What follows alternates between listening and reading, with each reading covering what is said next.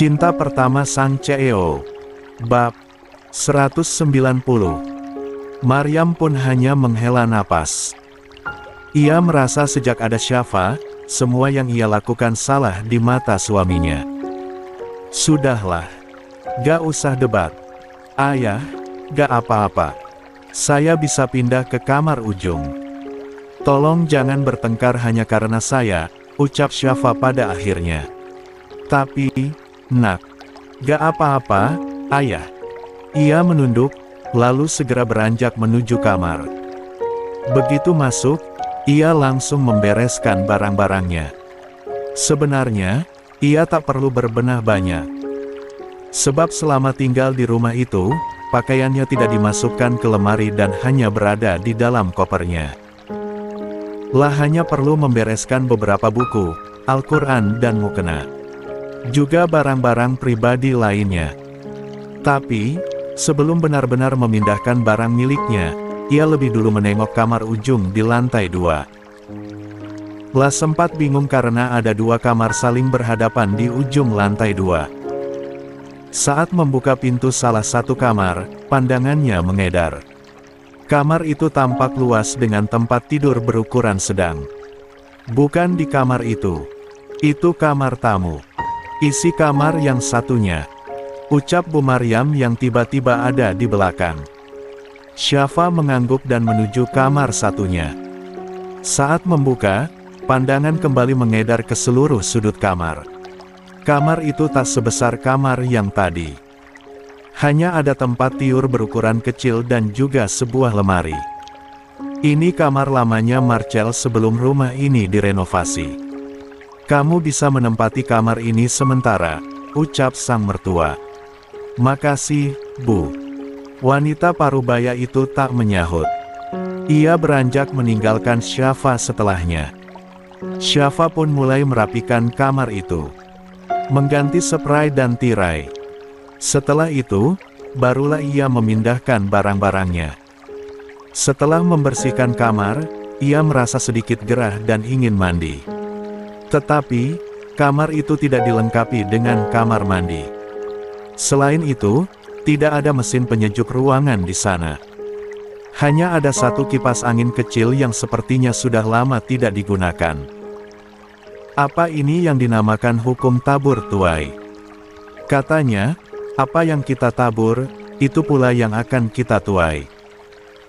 Kejahatan apapun yang dilakukan akan ada balasannya suatu hari nanti. Aku pernah mengambil kamar Aisyah dan sekarang aku diusir dari kamar yang kutempati dan diganti dengan kamar sempit dan pengap. Syafa termenung. Ia merasa keburukan yang ia perbuat di masa lalu kembali terulang pada dirinya. Ya Rab, jika ini adalah cara untuk membersihkanku dari dosa-dosa di masa lalu, sungguh aku ikhlas. Aku hanyalah wanita berlumur dosa yang baru bertaubat. Lah mengusap ujung matanya yang basah, lalu segera keluar kamar. Menuju kamar mandi yang berada tak 6 jauh dari kamarnya. Hingga 10 menit berlalu, ia baru selesai dan keluar kamar dengan jubah mandi yang membalut tubuhnya. Namun, baru saja keluar dari kamar mandi, sudut matanya berkerut saat melihat Marcel melangkah menuju kamar dan membuka pintu kamar. Bukankah, seharusnya malam ini ia menginap di hotel bersama istri barunya? Pikir Syafa. Tetapi, mengapa ia malah pulang ke rumah? Marcel, tanya Maryam yang baru saja menghampiri putranya. Wanita parubaya itu tampak sedikit heran. Kok kamu sudah pulang? Bukannya malam ini kamu dan Rania nginap di hotel? Marcel tak menyahut. Ia malah mematung di ambang pintu kamar. Sementara Rania tampak menyusul mereka dengan raut wajah tak tertebak.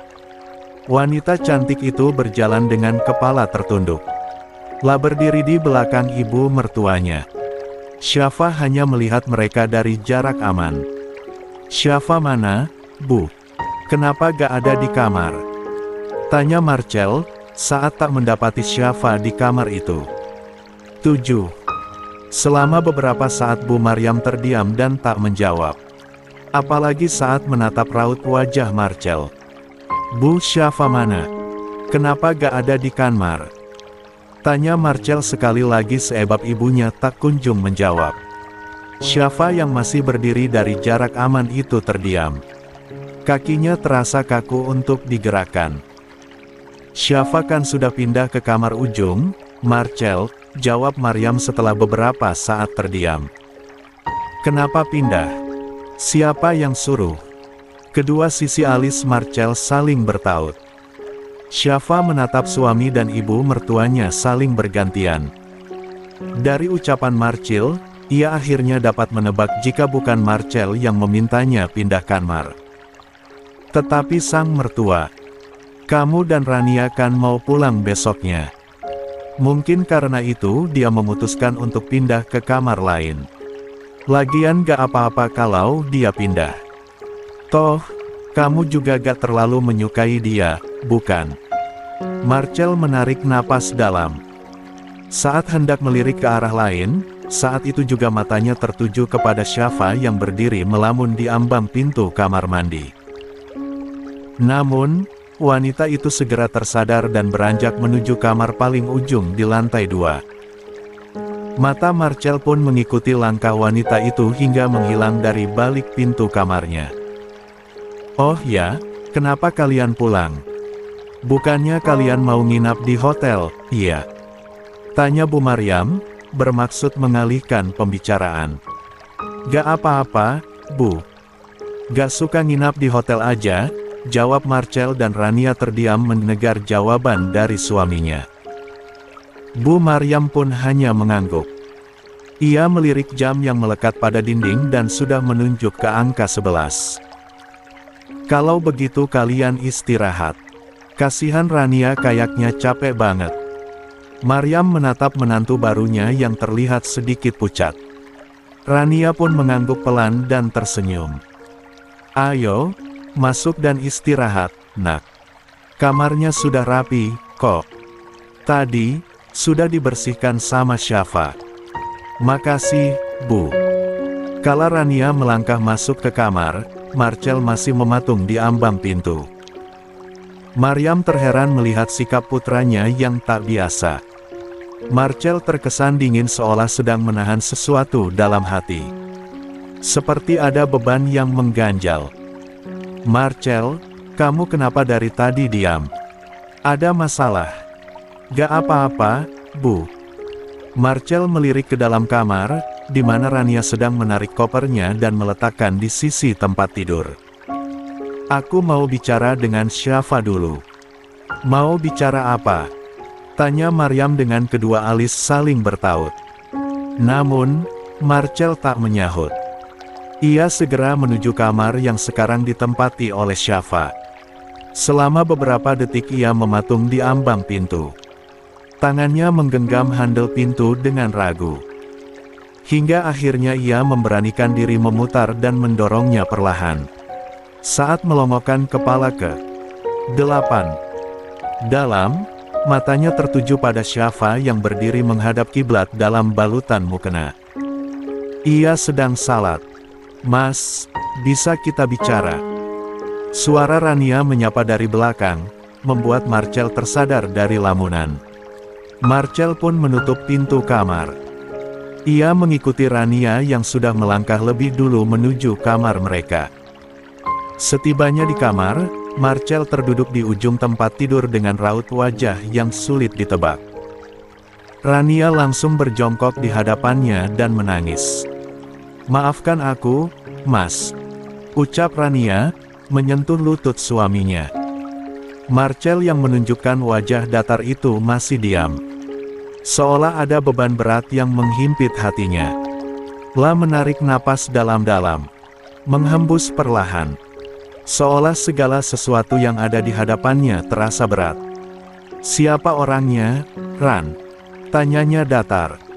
Air mata Rania mengucur semakin deras. Ia menggeleng pelan. Aku dijebak seseorang. Aku juga gak mengenalnya. Tolong maafkan aku, Mas. Aku gak jujur karena takut kamu akan meninggalkanku. Sepasang mata Marcel terpejam dengan hela napas berat. Ila merasa telah dibohongi oleh Rania. Wanita ia halalkan pagi ini. Hukum aku apa saja. Tapi tolong jangan tinggalkan aku, Mas. Aku gak berdaya.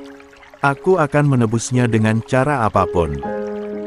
Bahkan, kalaupun kamu ingin menikah lagi dengan perempuan lain, aku gak akan keberatan. Mohon wanita itu berungguh-sungguh.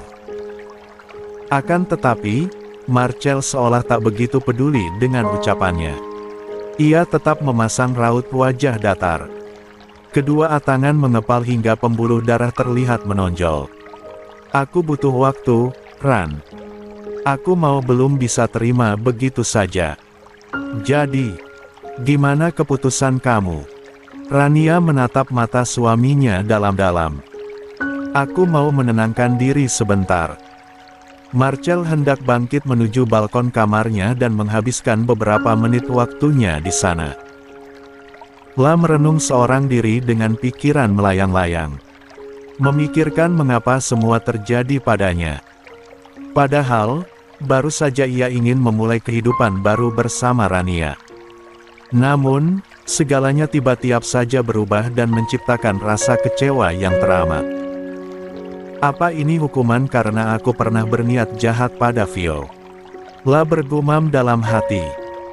Pagi-pagi sekali Syafa sudah terbangun dan keluar kamar dengan penampilan yang sudah rapi. Pagi ini ia akan menuju rumah lamanya untuk mengambil beberapa barang di sana. Rencananya, ia akan melamar pekerjaan baru setelah berhenti dari perusahaan lama. Kebetulan ia memiliki ijazah dan prestasi yang cukup baik. Apapun pekerjaan yang ia dapatkan nanti tidak masalah baginya. Sebab ia tahu penampilannya yang sekarang tidak begitu mendukung untuk bekerja dengan posisi sebelumnya. Saat melewati ruang makan, langkahnya terhenti sejenak. La menengok ke arah meja makan, di mana Marcel, Rania dan kedua mertuanya sedang sarapan bersama. Syafa, mau kemana? Tanya Bayu saat menyadari keberadaan menantunya. 9. Mau keluar sebentar, ayah. Ayo sarapan dulu, ajak lelaki paruh baya itu. Namun, Syafa menggeleng pelan dan tersenyum di balik cadarnya. Terima kasih, ayah. Tapi, saya belum lapar. Ia melirik suaminya yang sedang termenung di meja makan. Mas, aku izin keluar dulu. Marcel pun menoleh dan menatapnya. Terdiam selama beberapa saat dan menatap Syafa dari ujung kaki ke ujung kepala. Mau aku antar? Tawarnya, membuat Rania menatapnya terkejut. Juga Maryam yang menunjukkan reaksi yang sama. Gak usah, Mas. Aku bisa naik bus. Ia menunduk sopan. Lalu, tanpa banyak menunggu segera meninggalkan ruangan itu dan keluar rumah. Kemudian mulai membuka iklan lowongan kerja di sosial media dan mencari informasi lowongan pekerjaan yang cocok untuk dirinya. Syafa masih sibuk mencari iklan lowongan saat ponselnya berbunyi tanda pesan masuk. Saat membuka, ia menghela napas. Lagi-lagi pesan bernada peringatan dari bank. Tanpa ia ketahui, Mami dan Papi ternyata pernah meminjam uang dari bank dan menggunakan runah mereka sebagai jaminan. Rumah itu pun terancam disita jika Syafa tak melakukan pembayaran secepat mungkin. Uang sejumlah ratusan juta itu, bagaimana ia bisa mendapatkannya dalam waktu singkat? Mau meminta tolong Aisyah pun, ia tak enak hati. Syafa pun hanya bisa pasrah. La menuju pondok Ustadz Syam untuk menenangkan hatinya yang gelisah. Namun, saat hendak memasuki musala, langkahnya terhenti saat mendapati Marcel ternyata ada di dalam sedang berbicara dengan Abah. Apa yang harus saya lakukan, Abah? Apa berdosa kalau saya menceraikannya? Syafa tertegun di ambang pintu. 10. Syafa diam di ambang pintu mendengar pembicaraan antara Marcel dan Abah. Namun, ia tak berani masuk dan mengganggu. Terlebih, Keduanya seperti sedang membicarakan hal rahasia. Alhasil, Syafa pun memilih memakai kembali sepatunya, lalu pergi ke belakang mencari Umi. Wanita parubaya itu tampak sedang sibuk di dapur dengan dibantu beberapa gadis remaja. "Assalamualaikum, Umi," ucap Syafa tersenyum di ambang pintu. Umi dan dua gadis remaja itu menoleh. "Waalaikumsalam. Syafa, ayo masuk sini. Lagi masak, Umi?" "Iya," jawabnya singkat dengan senyum. "Ayo, duduk dulu, Nak." "Makasih, Umi," sahut wanita itu. "Boleh saya bantu?" "Gak usah, Nak. Kamu istirahat saja dulu." "Oh ya, Marcel kan ada di depan sama Abah." "Iya, Umi. Tapi sepertinya lagi ngobrol penting. Saya gak enak ganggu makanya kesini." "Oh." Umi Fatma mengangguk pelan. Syafa lalu membantu Umi memasak hingga selesai. Keduanya lantas berbicara berdua di dapur. Umi Fatma menatap mata Syafa yang terlihat kosong dan penuh beban. Meskipun Syafa tidak pernah bercerita, tetapi ia yakin ada sesuatu yang sedang dipendam wanita itu. "Ada apa, Nak? Apa kamu ada masalah?" Syafa menggeleng, sebab tidak ingin orang lain terbebani oleh masalahnya sendiri. "Gak ada, Umi. Kalau ada apa-apa jangan dipendam sendirian. Siapa tahu Umi bisa bantu." Syafa hanya menyambut niat baik wanita itu dengan senyuman. Tak pula menceritakan masalah rumah lama yang sebentar lagi akan disita oleh bank. Jika nanti rumah itu benar-benar disita, entah kemana ia akan tinggal setelah berpisah dari Marcel, seperti ucapan Marcel sebelumnya, bahwa ia akan menceraikan dirinya beberapa bulan setelah menikahi Rania. Alasannya, tentu saja untuk melindungi nama baik istri barunya itu. Sementara itu, di rumah keluarga Darmawan, siang itu Kalika dan Bian sedang menemani anak-anak bermain. Sasi dan Erion tampak cerita merangkak mengejar Bisma yang berlarian ke sana kemari. "Hati-hati, sayang. Dedek Sasi sama Dedek Erion jatuh nanti," ucapnya kepada si kecil Bisma. "Gak jatuh, Mama. Dedek Kasih sama Dedek Lion kan kuat," jawab Bisma menoleh ke arah sang mama. Lalu, kembali berlarian dengan memeluk boneka kelinci milik Sasi yang ia bawa lari. 11. Kalika hanya tersenyum dan berdecak pelan, kemudian melirik ke arah tangga di mana Aisyah baru saja turun dengan raut wajah sedih. "Kenapa, Nak? Mukanya kok murung?" Aisyah pun mendekat dan duduk di samping sang mertua. "Gak apa-apa, Ma. Cuma lagi mikirin Kak Syafa," jawab Aisyah lirih. Kalika dan Bian pun menatap prihatin dengan keadaan Syafa sekarang. Terlebih, kedua orang tua mereka tiada dan Syafa harus dimadu dengan wanita lain. "Oh ya, bagaimana kabar Syafa, Sa?" tanya Bian. "Alhamdulillah, baik, Kak. Hanya saja, aku merasa Kak Syafa yang sekarang terlalu banyak beban. Aku gak tega melihatnya. Semalam, aku mengantarnya pulang ke rumah mertuanya. Entah akan seperti apa hidupnya di rumah itu." "Memang kenapa?" tanya Bian dengan kedua alis saling bertaut. "Tante Maryam belum bisa menerimanya. Aku lihat sendiri di pernikahan Kak Marcel dengan Kak Rani, bagaimana mereka memperlakukan Kak Syafa." Kalika terdiam sesaat dan menarik napas dalam. "Semoga Syafa bisa menjalani ujiannya dengan baik." "Kamu gak tawarkan bantuan, Nak?" "Bantuan seperti apa, Ma?" "Mengobati luka di wajahnya misalnya, seperti kamu waktu itu," ucap Kalika. "Sudah, Ma. Tapi Kak Syafa menolak. Kakakku sedang menjalani masa hijrahnya dan dia menikmatinya. Masya Allah. Semoga Syafa istiqomah. Amin." Bian pun turut mengamini. Sebenarnya, Pada dasarnya Syafa adalah seorang gadis baik. Mas Haikal pun pernah berkata seperti itu, karena dulu mereka lama bertetangga di Jerman.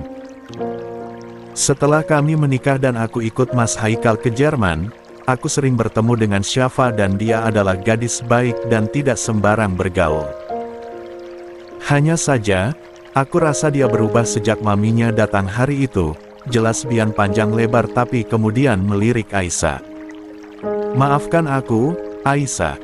Aku gak bermaksud menyinggung mamimu.